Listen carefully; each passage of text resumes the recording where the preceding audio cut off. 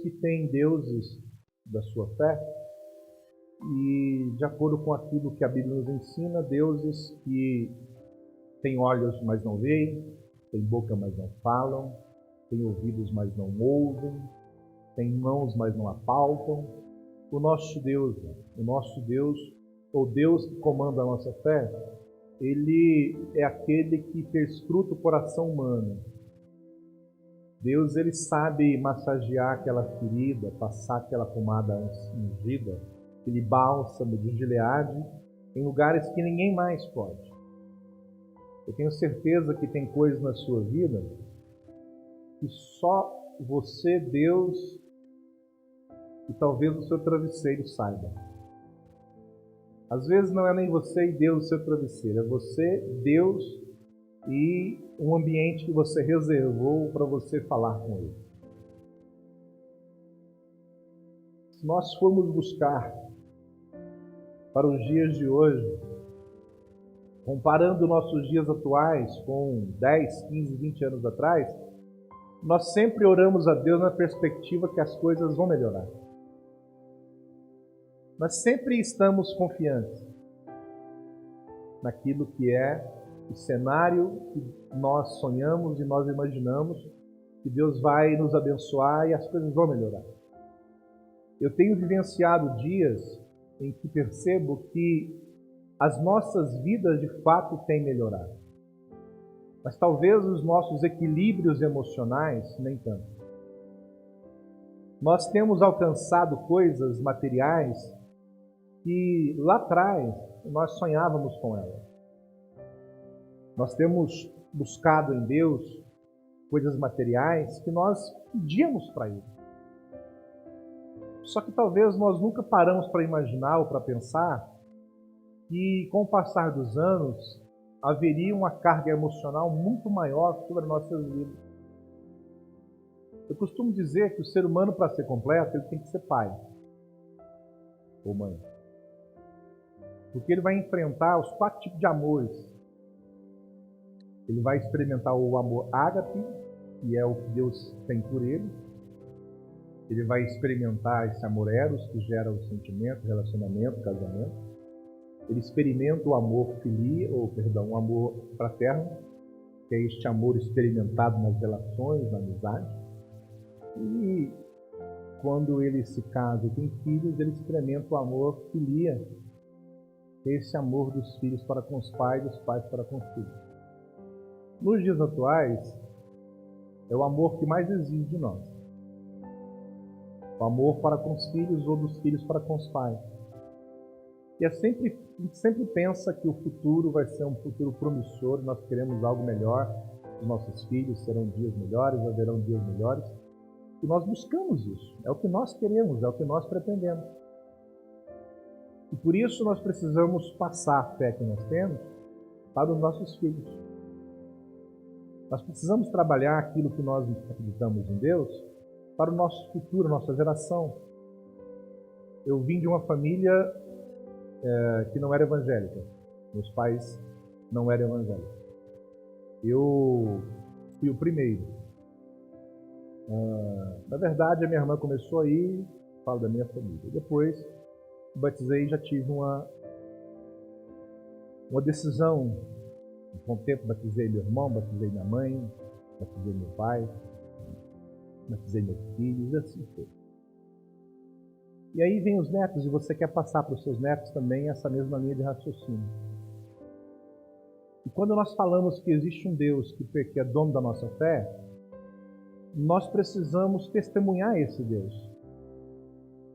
Nós precisamos começar a contar dentro de casa as coisas que esse Deus tem feito em nossas vidas.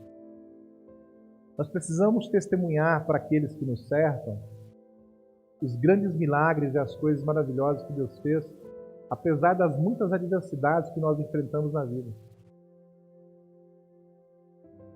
Quase ninguém se importa comigo, quase ninguém se importa com você. A não ser você mesmo, a não ser eu mesmo. A não ser nós mesmos nos importando com as nossas adversidades e as nossas dores. E às vezes, de vez em quando em vez, o mundo e as circunstâncias vêm tentando derrubar essa fé que nós temos em Deus.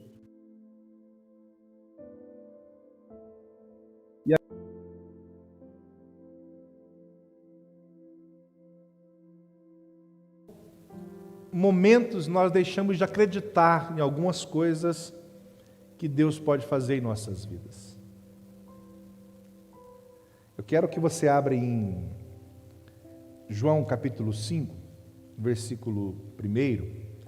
Eu vou ler alguma coisa aqui, depois eu quero voltar lá em Hebreus, passar lá em Hebreus, para a gente conversar um pouquinho sobre Hebreus.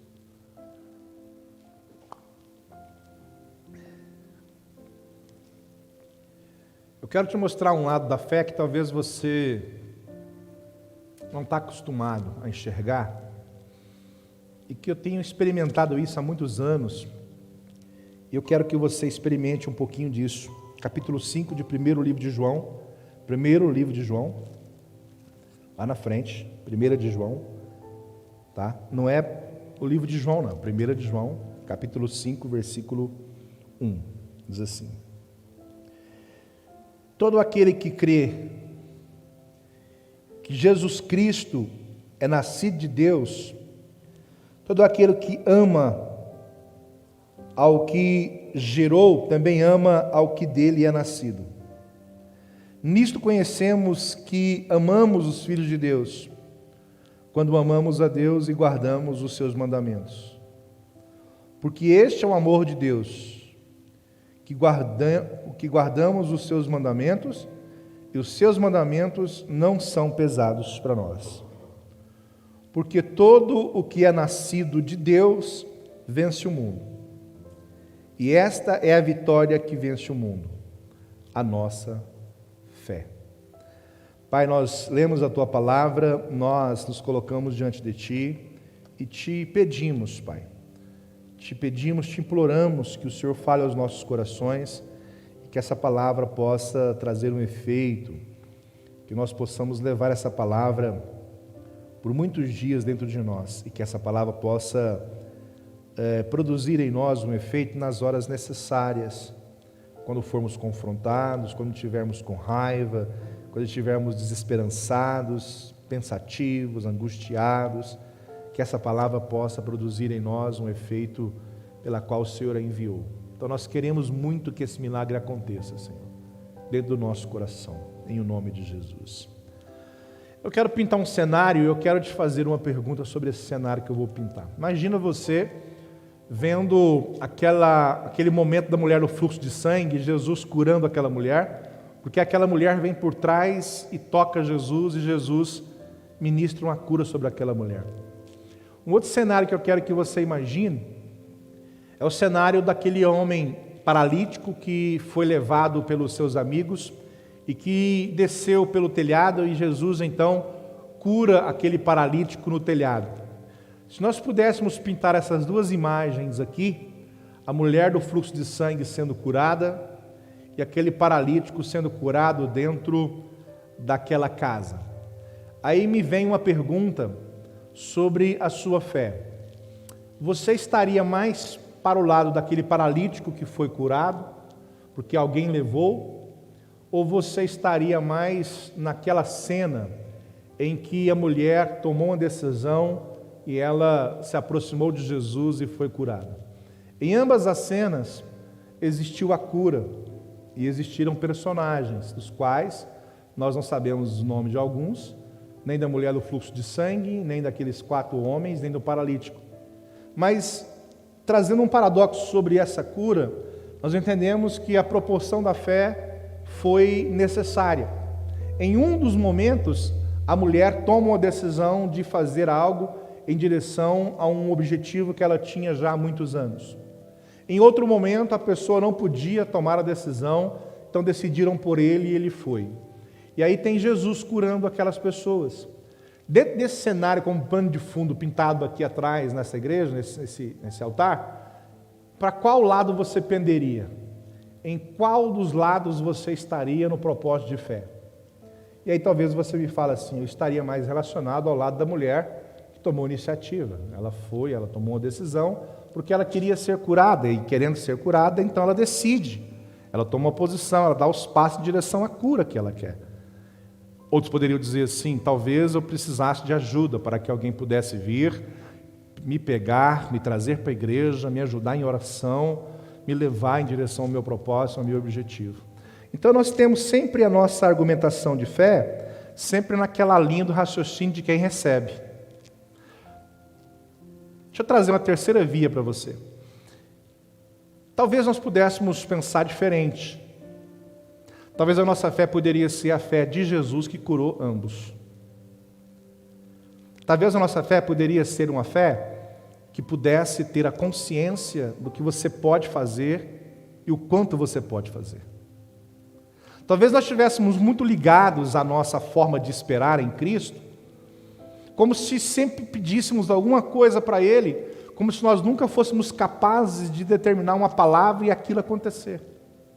Nós pautamos a nossa fé sempre na fé do coitado, sempre na fé daquele que está em busca de alguma coisa, nunca na fé daquele que tem a palavra de bênção para que alguma coisa aconteça. E aí nós vivenciamos a nossa vida assim. Nós buscamos a nossa vida assim. Por isso que às vezes, para apagar essas luzes para mim, deixa só uma central, porque a discoteca vai começar. Por que às vezes nós não pautamos a nossa vida especificamente naquilo que Jesus disse? Se tiveres fé, vocês farão coisas que eu faço e farão maiores ainda. A nossa fé em Deus, percebam, ela sempre está voltada naquele propósito de alguém que está muito machucado. Nós nunca às vezes pensamos na nossa fé como a fé de Jesus. A fé que determina, a fé que faz acontecer, a fé que tem palavras de ministrações.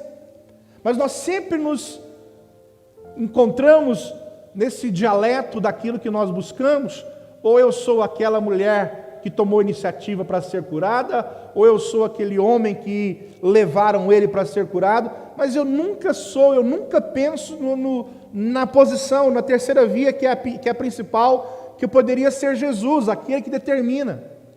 A minha fé ela é suficiente para isso, ela precisa ser, porque atrás de tudo isso existe um Deus, não está baseado na minha força. O Deus da minha fé, Ele me dá condição para isso, e até me convidou para isso. Ele me disse isso, na palavra dEle. Vocês poderão fazer o que eu faço, e poderão fazer coisas maiores. Mas a nossa mente está sempre voltada naquilo que recebe, nunca naquilo que determina. E quando eu leio aqui, a vitória que vence o mundo é a fé, eu fico pensando, gente, quantas vezes nós passamos por adversidades, tantas crises, tantas lutas, e nós sempre, às vezes, buscamos alguém, ou uma pessoa, ou esperamos uma palavra de alguém, para que a nossa fé seja motivada a continuar. Por que às vezes nós não paramos conscientemente dizendo, gente, dentro de mim tem fé suficiente para dizer a este problema, chega. Chega. Eu preciso mudar o meu comportamento. Eu preciso mudar a minha linha de raciocínio. Eu preciso buscar novos horizontes. Eu preciso sair disso. Chega. Chega. E eu fiquei analisando esses momentos, esses dias, o livro de Hebreus, na parte dos heróis da fé. E eu fiquei buscando, e aqui diz assim no capítulo 11 de Hebreus, no versículo, a partir do versículo 5, eu não vou ler de uma forma linear, vou ler esporadicamente. O capítulo 11, versículo 5 vai dizer assim, pela fé Enoque foi trasladado para não ver a morte. O capítulo de número 7 vai dizer assim, versículo 7 vai dizer assim, pela fé Noé, divinamente avisado das coisas que ainda não se viam, ou seja, não havia chuva ainda. Não existia, mas Noé foi avisado. As coisas que ainda não se via. Ele temeu para a salvação da sua família, preparou uma arca, pela qual condenou o mundo e foi feito herdeiro da justiça, segundo a sua fé. Percebam aqui a questão da fé. Abraão, versículo 8. Pela fé, Abraão, sendo chamado, obedeceu, indo para um lugar que havia de receber por herança, e saiu sem saber para onde ia. Saiu sem saber o rumo, a direção. E aí que eu fico pensando, lá no versículo 13, todos estes morreram na fé, sem terem recebido a promessa, ou seja, eles não conseguiram alcançar Canaã. Mas a promessa da Canaã celestial, de acordo com o versículo 16, existe, porque fala, mas agora desejam uma melhor cidade, que é celestial. Interessante. Olha o versículo 32. O que mais direi? O autor da carta está dizendo assim, o que eu mais farei? O que eu mais direi para vocês entenderem sobre o que é o Deus da vossa fé? Aí ele traz uma lista que eu fico impressionado. E ele fala assim, o que mais direi? Versículo 32. O que mais direi? Aí ele vem assim, faltar-me-ia um tempo contando as coisas. Exemplo, Gideão, de Baraque, Sansão, Jefté, Davi, Samuel, os profetas, os quais pela fé venceram reinos, praticaram a justiça, alcançaram promessa, fecharam bocas de leões, apagaram a força do fogo, escaparam do fio da espada, da fraqueza, tiraram forças, na batalha se esforçaram, puseram em fuga o exército dos estranhos. As mulheres receberam pela ressurreição dos mortos, uns para a tortura, não aceitando o seu livramento para alcançarem uma melhor ressurreição. 36. E outros experimentaram escárnios, açoites, até as cadeias e prisões. Foram apedrejados, cerrados ao meio, tentados, mortos ao fio da espada, andavam vestidos de peles de ovelhas e de cabras, desamparados, aflitos, maltratados, dos quais o mundo não era digno, errantes pelos desertos e montes e pelas covas e cavernas da terra, e todos estes, tendo tido testemunho pela fé, nenhum deles alcançaram essa promessa de voltar para Canaã, provendo Deus alguma coisa melhor ao nosso respeito, para que eles, sem nós, não fossem assim aperfeiçoados. Está dizendo o seguinte, eles lutaram propósito atrás de propósito, tinha a promessa de voltar à terra prometida, todos passaram por lutas, crises, adversidades, cerrados ao meio, prisões, fechou boca de leões, apagaram fogo, da fraqueza tirou força, mas nenhum deles alcançou a promessa de entrar em Canaã. Moisés, quando olhou, ele não entrou também. Aí então está reservado a estes a Canaã celestial, mas a Canaã terrena eles não conseguiram. Porém, a fé nunca foi abalada, mesmo sabendo que nenhum, um após o outro, haveria de alcançar aquela promessa que Deus tinha para eles na face da terra. Mas a fé permanecia. A fé continuava. E eles são chamados de heróis da fé. Eles são chamados porque é isso que eles são. E nos deram essa lição, desse entendimento. O Deus da nossa fé, Ele enxerga o nosso esforço. O Deus da nossa fé, Ele enxerga nossas fraquezas. Você não precisa ser forte para alcançar o que você quer. Não precisa. Pelo contrário, se a sua fraqueza for respaldada em Cristo, você vai receber palavras de Deus conforme Paulo recebeu. Preocupa não, Paulo. O meu poder se aperfeiçoa na sua fraqueza. Fica tranquilo. Você não precisa achar que você é o máximo. Pode chorar. Pode dobrar os joelhos e chorar. É bom, faz parte da sua natureza fraca. Faz parte da sua natureza fraca. O problema que eu vejo nos dias de hoje é que o que existe de conceitos dizendo que você tem que ser forte. Tem que ser forte, você tem que ser forte. Tem que ser forte. A sua força está em Cristo. Quando Josué recebe a palavra de Deus, vai dizer assim, ser forte e corajoso. Mas aí vem a explicação. Como que eu vou ser forte e corajoso? Aí Deus fala assim, assim como eu fui com Moisés, eu serei contigo. A sua força está em mim. Sou eu, o Deus da sua fé. Sou eu. Nós estamos aí prestes a começar um ano e, segundo prognósticos de economistas e mulheres e homens que falam tantas coisas, não vai ser um ano bom, economicamente. Mas eu posso acreditar que Deus pode me abençoar e continuar cuidando de mim. Eu preciso crer nisso aí. Eu preciso acreditar que o Deus da minha fé vai continuar cuidando, como cuidou até agora, como cuidou até hoje, como está cuidando. Irmãos, tem uma palavra em Atos que quando Pedro chega na porta chamada Formosa, tem um mendigo. Um mendigo. E o mendigo está pedindo dinheiro e fala, me dá alguma coisa, eu preciso de alguma coisa. E Pedro fala assim, não tenho prata e nem ouro, mas o que eu tenho, eu te dou. O que isso nos arremete? Para onde isso nos arremete? Para onde isso nos arremete? Se não é o dinheiro, se não é a prata, se não é o ouro, porque de fato nós não temos isso. Mas para onde nos arremete, a não ser para aquilo que eu disse?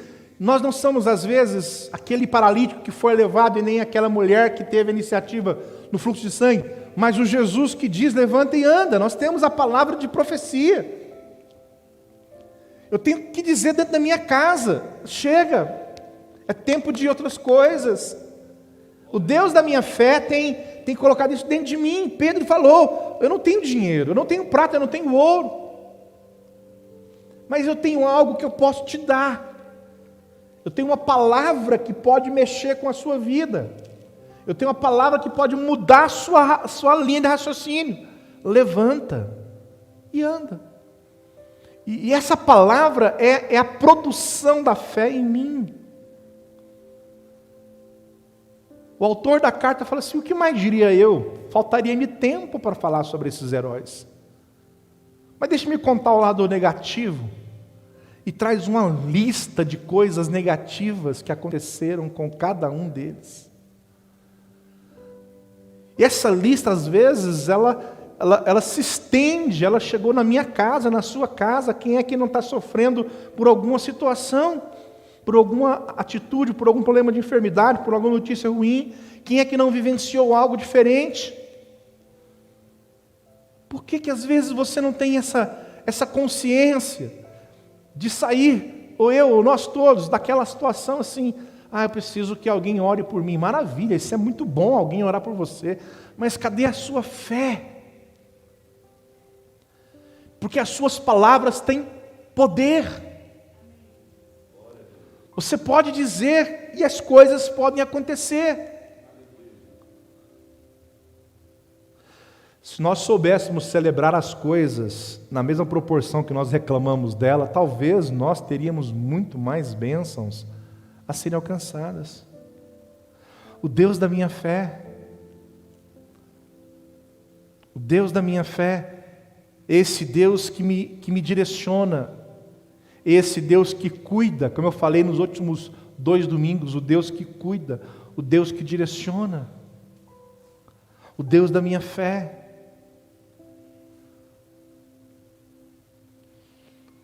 Quando eu li lá na 1 de João, o mesmo João que escreve Apocalipse, o mesmo João que escreve o Evangelho, o mesmo João diz, a vitória que vence o mundo é a fé. Não dá para você esperar em outras coisas.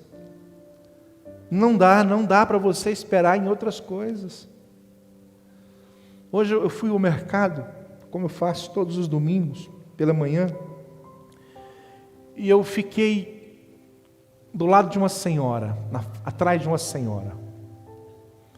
Aí eu olhei, ela pegou uma garrafa de bebida, penso eu que é cara. Aí olhou outra garrafa de vinho, penso eu que é caro. Porque a adega, no mercado que eu estava, é um pouquinho antes do açougue. Então na fila do açougue você tem a adega. Tá. Quando chegou a vez dela, no açougue, ela olhou e falou assim: quanto está o peito de frango? Tanto. Coxa sobre coxa? Está tanto. Isso aqui, gente, R$11 o pé de frango? Moela R$10,50? Olhou para trás, moço do céu, mas está caro as coisas. Eu pensei, para bebida nem perguntou o preço. Estão entendendo ou não? Para bebida nem perguntou o preço. Ela, tchau. O que eu analiso nisso é que nós temos a mania de achar que o essencial é que é difícil. Vou te dar um exemplo maior e melhor. Você não compra nada, gerindo o bolso guardado.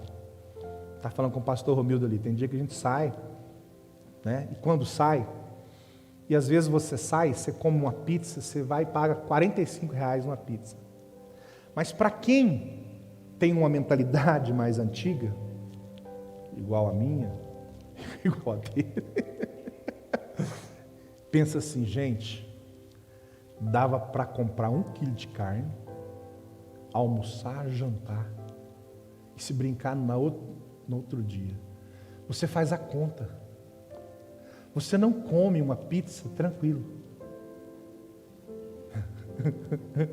Quando é solteiro, viu, Ludmila? Quando é solteiro, come tranquilo. Você não faz essa conta. Eu acho, não estou te julgando, não. Mas quando você casa, você faz essa conta. Você faz essa conta. Porque a gente analisa que o essencial é caro. O essencial tem que ser dado valor a ele. E aí você está aqui tranquilo, você não compra nada. Olha você ver como é que você é. Você não, todos nós. Aí a gente vai e viaja. Vai para a praia. Aqui você não comprou aquele copo de alumínio que você queria que custava R$5. Mas você chegou na praia, você viu o mesmo copo por 15. Parece que o bichinho chamado compulsividade financeira, parece que ele mexe com você. O que você não compra de R$5 aqui, você paga 15. Às vezes você não toma café. Né, Maísa? É chá. Às vezes você não toma café. Mas você chega no aeroporto, você olha lá assim, R$8 um copinho de café. Você fala assim, um café por favor e 2 pães de queijo. Aí a mulher fala, você pergunta, quanto deu? Ela fala, R$40. Você viaja, já nasce um desejo de gastar. Mas quando você está no essencial aqui, você valoriza. Você sai do seu natural quando você viaja. Parece que você é picado pelo mosquito do consumismo. E você compra, você já tem uma sunga, você compra outra. Você já tem um biquíni, você compra 3. Aqui você não tem coragem de almoçar fora de casa, lá você quer almoçar no melhor restaurante. Porque você extrapola. Aí quando chega em casa de novo, você começa a falar assim, eu comer pizza fora, compro 1 quilo de carne. Porque você valoriza o essencial. O que eu quero dizer com isso? Eu quero que você continue entendendo. O essencial que você tem que valorizar na sua vida, dentro de você, é esse sentimento da fé que você cultiva em Cristo. Você não precisa de sair, aí eu vou buscar minha fé lá na cidade tal. Não, eu vou peregrinar para a cidade tal. Não, eu vou buscar lá eu vou encontrar a minha fé. Não, eu vou encontrar o que eu quero lá na igreja A, na igreja B. Não é isso. Você vai encontrar dentro de você. É o essencial em você. É o que você tem que acreditar, crer. Você precisa aprender que você não é sempre a mulher do fluxo de sangue. E também não será sempre o paralítico. Haverão momentos que você será Jesus, que vai dizer: levanta e anda, tua fé te salvou, vamos embora. Pega aí essas coisas, pega a cama, põe nas costas e vai. Tem dias que é isso que você precisa fazer. E às vezes, se for preciso, você olha no espelho e fala isso para você: ó, levanta a cabeça, continua. Você está vivo, enquanto tem vida tem esperança. Toca o barco, continua remando, continua nadando, continua a nadar, como eu sempre falo. Continua e vai para frente, porque é isso que Deus quer do seu coração. Amém, irmãos? Quantas vezes nós paramos mediante a uma crise? Quantas vezes nós paramos mediante a uma adversidade? Quantas vezes? Não é verdade? Quantas vezes nós nos incomodamos quando alguém senta na nossa cadeira, opa, mexeu comigo, porque você está acostumado com as mesmas coisas, você não gosta de mudança. Quantas vezes você está num ambiente, num lugar, que você está tranquilo e de repente chega pessoas que você nem gostaria que elas fossem lá, parece que acabou o seu dia. Às vezes é isso que Jesus faz conosco. Ele nos tira do método normal, nos tira daquela linha do pensamento contínuo, porque Ele quer nos levar para outros lugares.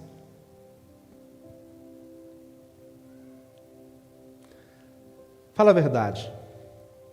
Se às vezes nós não perdêssemos algumas coisas em nossas vidas, fala a verdade, você acha que nós continuaríamos ali ou nós tomaríamos a decisão de dar a volta por cima? Pensa. Pensa um pouquinho. Se às vezes Deus não tem que chacoalhar você, a sua fé, para você voltar a estudar. Um exemplo.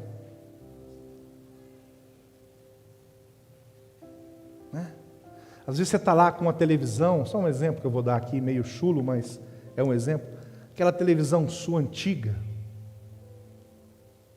você está gastando com outras coisas. Vou tirar a palavra TV e vou usar a palavra máquina de lavar, que é mais essencial.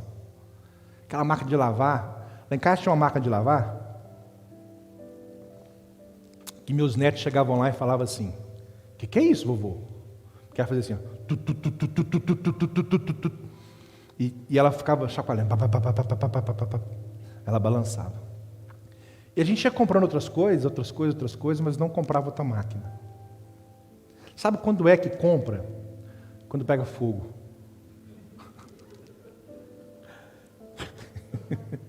Quando pega fogo. Aí pegou fogo, aí você fala assim: eu acho que agora precisa comprar. Bom, acha que agora precisa comprar? Então, às vezes, nós estamos numa situação em que a nossa fé deveria ter sido executada bem antes, mas nós esperamos aquela máquina rebentar tudo, porque nós esperamos até o final das coisas. E tem gente que faz campanha na igreja para aquela máquina não estragar. Senhor Jesus, Senhor, glória. O que a máquina tem a ver com isso? Poderia ser diferente. Poderia ser diferente. Colocar, por exemplo, isso aí eu estou falando de mim, uma cerca elétrica, uma câmera, antes de ser roubado. Poderia ser diferente. Você também, né? Poderia ser diferente. Mas nós esperamos coisas simples. Nós esperamos. Sabe, a coisa não presta mais. Não funciona mais. Mas a gente não entendeu que a nossa fé ela é para ser executada, talvez até no início de uma situação, mas a gente espera o final da situação, para a gente agir. Eu não estou dizendo aqui, irmão, não estou denegrindo mais de ninguém, mas às vezes o seu sofá quebrou o pé e custa só R$20, só um exemplo. Se aquela latinha de tinta de 3,8 litros der certo, ela fica lá um ano. Fica, porque você não priorizou o simples. Você não priorizou o simples. Coisas que às vezes nós temos que agir pela fé. E a fé, ela vai antever, antecipar. Ela vai falar assim: poxa, eu preciso agir pela fé antes que esse problema desague na minha vida. Antes que isso aconteça. Poderíamos citar aqui vários exemplos do Deus da nossa fé.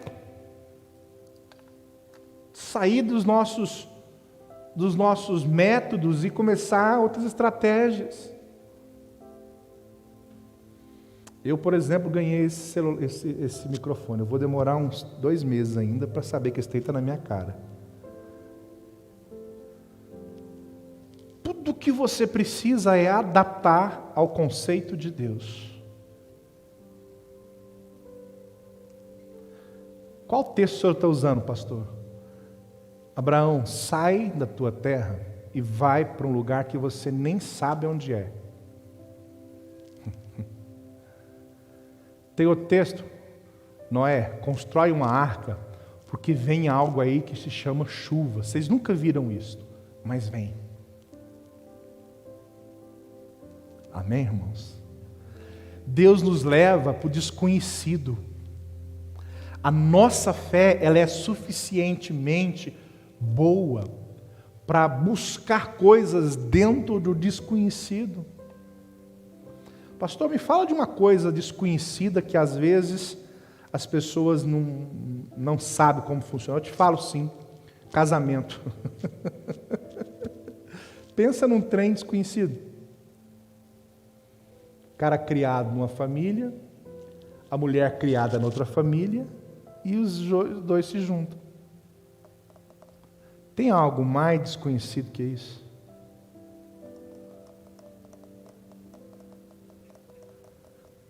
É uma pergunta. Segundo estudiosos dessa linha do casamento, eles dizem que para adaptar-se a um casamento é 2 anos. 2 anos. Primeiro ano o cara ainda fica assim: eita. Primeiro ano a mulher fala assim: esse cara suja muita roupa. Primeiro ano, tal. 2 anos. 2 anos para você acostumar com o cheiro da pessoa. 2 anos para você se adaptar aos roncos. Isso também, Hugo. Muito bem, Hugo. Não vou repetir o que ele falou aqui, não. Mas aí vocês estão imaginando. Né? Esses outros barulhos todos. 2 anos você vai se organizando. 2 anos para você acostumar com o tempero da comida.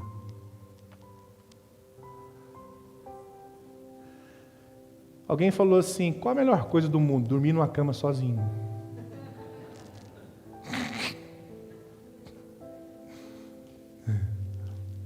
Então você vai analisando tudo o que você precisa está do outro lado do medo, no campo chamado desconhecido. É para lá que a sua fé te leva. É para lá. E escuta, Deus vai cuidar de você lá, no campo desconhecido, lugar que você não sabe, lugar que você não tem ideia, coisas que você nem imagina. Essas mensagens, escuta isso. As 7 mensagens que eu vou pregar, essa é a terceira, eu já preparei desde o mês passado. E o que tem mais me intrigado positivamente é que eu vou pregando justamente em coisas que vão acontecendo durante a semana.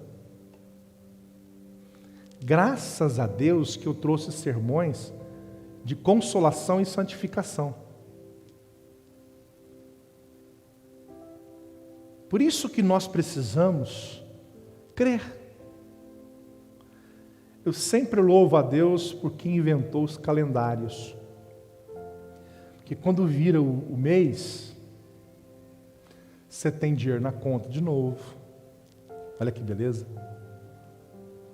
Você pode se prometer de novo que você vai emagrecer. Olha que maravilha. Quando vira o ano, você pode fazer projetos. A sua fé te permite isso. 31 de dezembro. Está chegando. Vamos jantar aqui, viu, irmãos? Está chegando. 31 de dezembro. Está aí.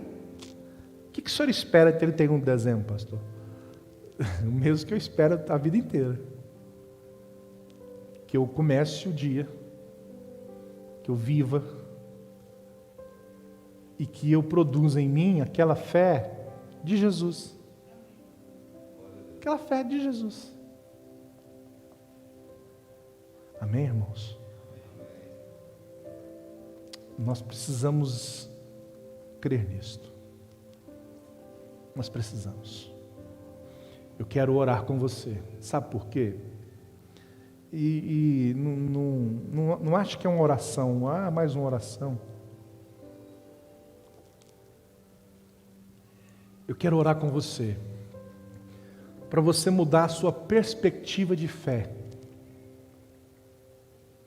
Pastor, eu não posso ter a fé daquela mulher do fluxo de sangue? Pode.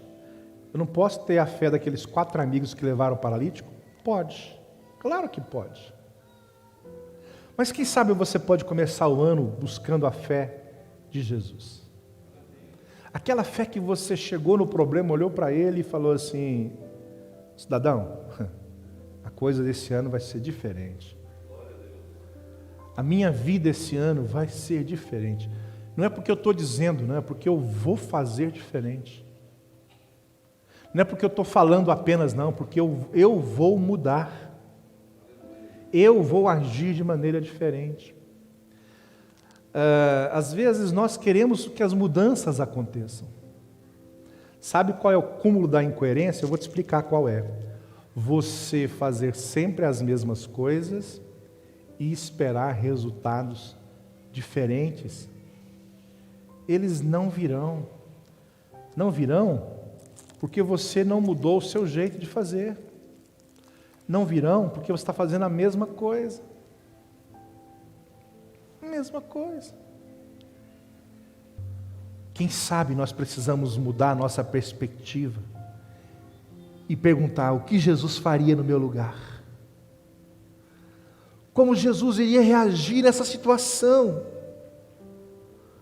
O que Jesus faria aqui nesse instante tão difícil da minha vida? Quem sabe a sua perspectiva de fé tem que ser transformada. E o Deus da sua fé te mostrar coisas que você talvez não enxergou ainda. Quem sabe você tem que fazer um culto dentro da sua casa. Orar dentro da sua casa. Sair andando dentro da sua casa, clamando em alta voz, dizendo apenas assim: está repreendido. Todo mal está repreendido da minha casa. Está repreendido. Toda palavra negativa liberada contra a minha família está repreendido. Eu não aceito isso na minha família. Em o nome de Jesus, eu não acredito que Deus vai me deixar sozinho nisso aqui. Eu não acredito. Então eu estou repreendendo toda a obra de inveja, todo o sentimento negativo de alguém que entrou na minha casa, Alguém que veio aqui, olhou para alguma coisa, eu já não me senti bem com essa pessoa aqui dentro de casa. Está repreendido. Quem sabe você tem que fazer isso. Quem sabe? Eu aprendi uma coisa, em nome de Jesus. Em nome de Jesus. Projete com poucos e execute com muitos. Deixa Deus trabalhar o seu coração. Mude a sua perspectiva de fé, em nome de Jesus. Amém, irmãos? Creia. Vamos aplaudir o Senhor Jesus.